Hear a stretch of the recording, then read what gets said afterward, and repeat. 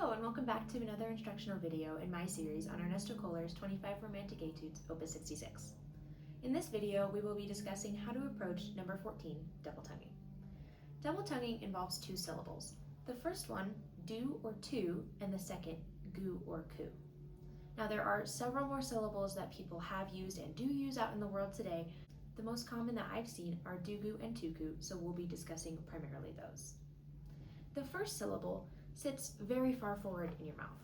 If you can imagine that my fingers are your teeth and that this is your gum line in your front teeth, you want your tongue to be hitting here. Go ahead and try saying a few do's or to's, whatever your preference is. Next, we'll talk about the second syllable. Gu or ku sits further back in your mouth. You can feel that when you say the syllable normally, gu, ku. We want to be cautious that we don't allow the second syllable to fall too far back into our throats, because if it sits too far back, the sound will be heavy and gluggy and will just tire you out sooner than if it sits far forward. Go ahead and try saying dugu or tuku several times together. Dugu, dugu, or tuku, tuku. Next, try it with your embouchure that you would use for flute. It can feel a little bit funny sometimes when you first start putting it with the embouchure. Dugu, dugu, tuku, tuku, because we're creating that channel. Now let's discuss how we can approach this etude. The first thing that I like to do is start by slurring a passage. We'll look specifically at measures 1 and 3 in the second half of the bar, where they have the ascending 16th notes.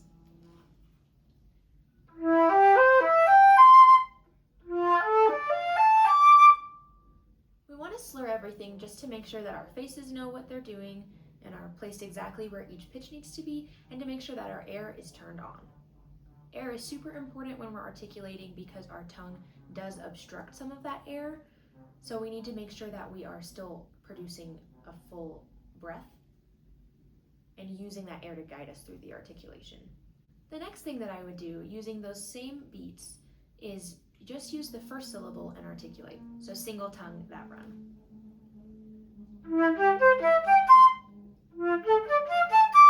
So you should be saying do, do, do, do, do, do, or tu, tu, tu, tu, tu, tu. After you've done that several times and with a metronome, we're going to move on to the second syllable. We want to make these syllables sound as even as possible, because you shouldn't be able to tell that someone is double tonguing or single tonguing just by listening to them. The challenge with that is because they sit in different places, you're going to have to play around with how to create the most even and homogeneous sound between the two types of tonguing. So we will gu-gu or cuckoo all of those notes again.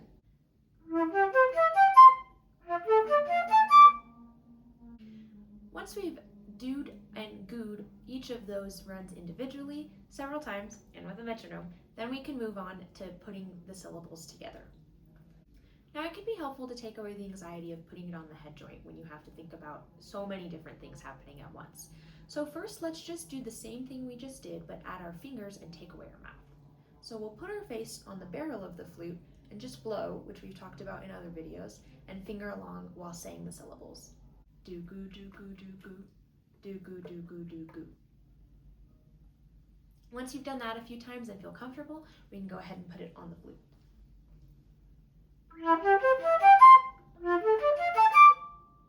Don't be afraid to start as slow as you need, as double tonguing is an exercise.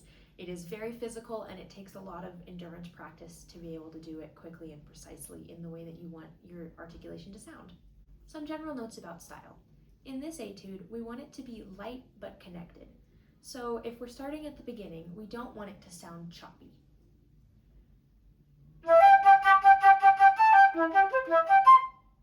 But rather light and connected.